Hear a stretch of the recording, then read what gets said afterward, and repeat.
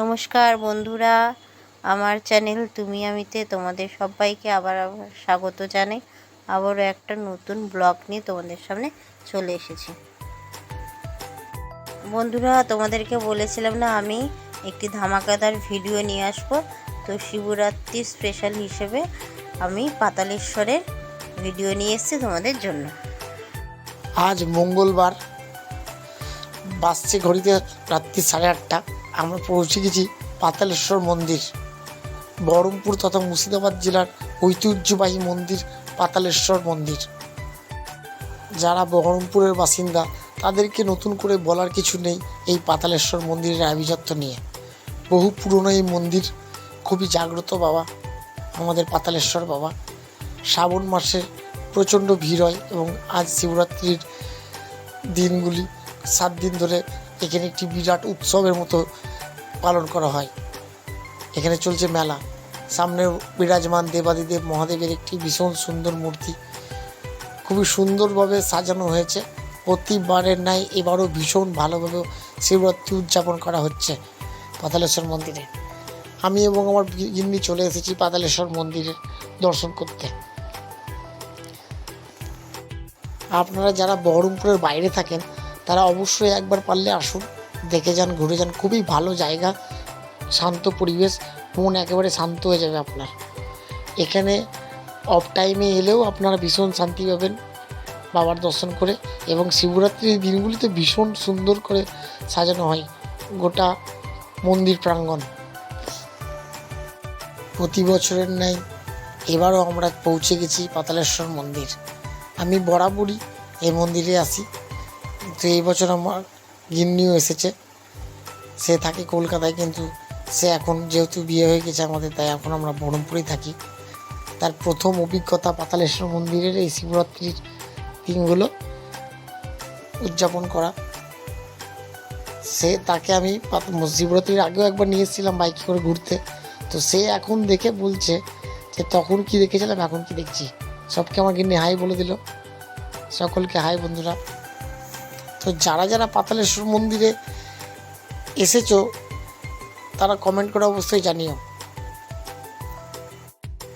তোমাদের কেমন লেগেছে পাতালেশ্বর মন্দিরের এই রূপ, এই সাজসজ্জা। আমার তো ভীষণ ভালো লাগছিল। সত্যি কথা বলতে মনে হচ্ছিল যেন দুর্গা পুজোতে প্রবেশ করেছি। এত সুন্দর লাইট, আলোকসজ্জা, এত সুন্দর ব্যবস্থাপনা, খুবই ভালো। যত বলা যায় মুখে তত কম, প্রশংসা একদম কম। যত বলবো তত কম হয় বলা, ভাষা প্রকাশ করা যাবে না। এত সুন্দর লাগছিল আজকে আমার। তো বন্ধুরা, যারা যারা নতুন এই চ্যানেলটিতে তারা অবশ্যই চ্যানেলটি সাবস্ক্রাইব করে দিয়ে আমাদের এই ইউটিউব চ্যানেল পরিবারের সাথে যোগ দিন। এখনও পর্যন্ত আমাদের ইউটিউব চ্যানেলের পরিবারের সদস্য হয়েছে মাত্র 80 জন। আমরা চাই এই চ্যানেলটি আপনারা আরও এগিয়ে নিয়ে যান। আপনাদের একটি লাইক আমাদেরকে উৎসাহ দেয় আরও নতুন নতুন ভিডিও তৈরি করার। আমি চেষ্টা করব, আমি এবং আমার গিন্নি, যে আপনাদেরকে ভালো ভালো ভিডিও উপহার দেওয়া। সত্যি কথা বলতে আমরা একেবারে নিম্নবর্তী ভিডিও করি, আমাদের সঠিক এডিটিংয়েরও জ্ঞান নেই। যতটা পারি চেষ্টা করি করবার। দেখুন এখানে মহাকালের টিপ দিচ্ছে আমার গিন্নি।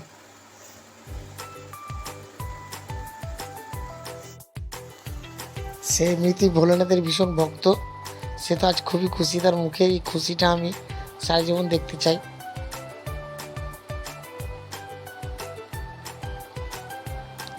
সেই ঠাকুমাটাকে 500 টাকা দিল। এখন আমরা এগিয়ে চলেছি মন্দিরের ভেতর দিকে। যেহেতু মন্দির প্রাঙ্গণে ভীষণ মাইকের শব্দ হচ্ছিল, সে কারণে আমরা এখানে অরিজিনাল সাউন্ড ইউজ করতে পারিনি, তাহলে আপনারা কিছুই বুঝতে পারতেন না। একদিকে চলছে কীর্তন, খুবই ভালো লাগছিল। আই এম সরি, আমার কথা যদি বুঝতে আপনাদের অসুবিধা হয়। এখন অনেক রাত হয়ে গেছে, তাও আমরা আপনাদের জন্য জেগে জেগে ভিডিওটা এডিট করার চেষ্টা করছি, ভয়েস ওভার দিচ্ছি। আমার গিন্নিও প্রায় খুব টায়ার্ড। বন্ধুরা, আমি এর আগে একবার ঘুরে গেছি, কিন্তু তখন পুজো হয়নি, এমনি ঘুরে গেছিলাম। তো আজকে মন্দির প্রাঙ্গণ দেখলাম, খুব সুন্দরভাবে সাজিয়েছে, আর ভেতরেও মহাদেব রয়েছেন, বাবাকে দেখলাম। সত্যি খুব ভালো লাগলো, মনটা জুড়িয়ে গেল। শান্ত প্রকৃতি বেশ। আর এইদিকে একদিকে বন্ধুরা কীর্তনও হচ্ছিল।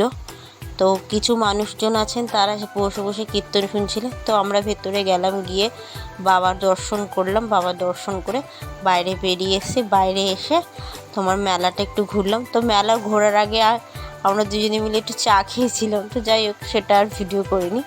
তারপরে চলে গেলাম তোমার মেলায় গিয়ে একটু ঘুরে তারপর বাড়ি।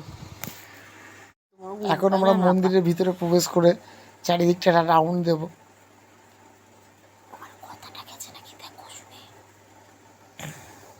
চারিদিকটা আমরা দেখানোর চেষ্টা করছি আপনাদেরকে।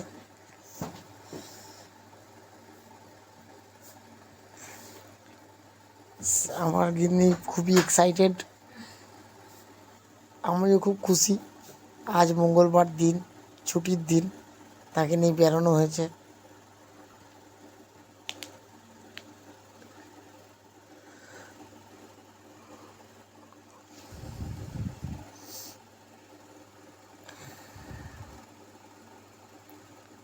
আমাদের ভালো লাগছিল ঘুরতে খুবই।